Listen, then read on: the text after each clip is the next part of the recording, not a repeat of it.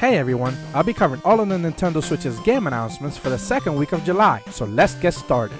Our first game is Haven, an accessible RPG where you play as a couple who's escaped the lost planet fighting for their lives and freedom. Combat revolves around chaining combos together between characters and perfect timed attacks. You can choose to play the story solo or let someone else join you via local co-op. In the sci-fi 3D space shooter Subdivision Infinity DX, you'll engage in fast-paced dogfights while exploring a vast galaxy. Take on over 40 missions in its campaign when it releases August 8th. Frozen Byte confirmed that Trine Ultimate Collection is releasing on Switch this fall. This collection includes the 3 current Trine games and its upcoming 4th entry, as well as a digital soundtrack and an art book. It's worth mentioning that all of these games will also be sold separately. Sega's Shadow Drop Valkyria Chronicles 4 Complete Edition in the eShop earlier this week. This version of the game includes all of the previously available DLC, and for those who already own the base game, a DLC pack has been made available at a discounted price. The action dungeon crawler Danmachi Infinite Combate is releasing November 28th. You'll be collecting loot and playing out events that take place in the first season of the anime, alongside brand new never seen before events and routes. Early copies also include a pixel art side-scrolling RPG based on R.O.T.W Oratoria that focuses more on Ace. Level 5's official virtual YouTuber stated that Yokai Watch 1 is releasing on Switch later this year. It was then reconfirmed on their official Twitter account, but no release date was given. It's also unclear if this is a full remaster or more of a direct port from the 3DS game. Stranded Sails, Explorers of the Cursed Islands is an open-world exploration farming adventure that merges a wealth of discovery alongside compelling gameplay. Shipwrecked on a mysterious archipelago, it's up to you to survive, solve the island's mysteries, and find a way to escape. Morphe's Law Remorphed is a reintroduction of the original game that released late last year. This version brings with it new maps, weapons, revamped mechanics, better performance, and crossplay between Switch and Steam. Jackbox Party Pack 6 is releasing this fall. This week we got confirmation of the first 2 mini-games that will be playable, Trivia Murder 2 and Dictionarium. Both will be supporting up to 8 players in one system.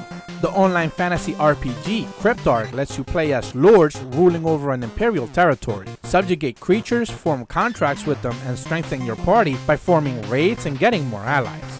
Seal Fledge is a wholesome simulator about raising a daughter in a futuristic world that still has hope. Do everything from teaching her to read to training her for battle. The game lets you tackle her life however you see fit. Experience a non-linear Metroidvania game like you've never seen before. Uncover secret areas, solve puzzles, deal with environmental hazards, customize your character at will, and fight epic boss battles in Out Buddies, releasing next year. Chroma Squad is a Power Rangers inspired tactical RPG about 5 stunt actors who decide to quit their real life jobs and live out their lives as the characters they portrayed on TV, offering multiple endings and a deep RPG system to customize your squad. During a panel at Anime Expo, we got confirmation that both Code Realized Guardians of Rebirth and Code Realized Future Blessings are heading to the Switch in the West in 2020. This is a pair of Access Games steampunk-themed visual novels that originally released on the Vita. Color X Malice and Color X Malice Unlimited is another set of visual novels releasing in the West next year. They'll both be sold separately, even though Unlimited only adds a few side stories and a sequel arc.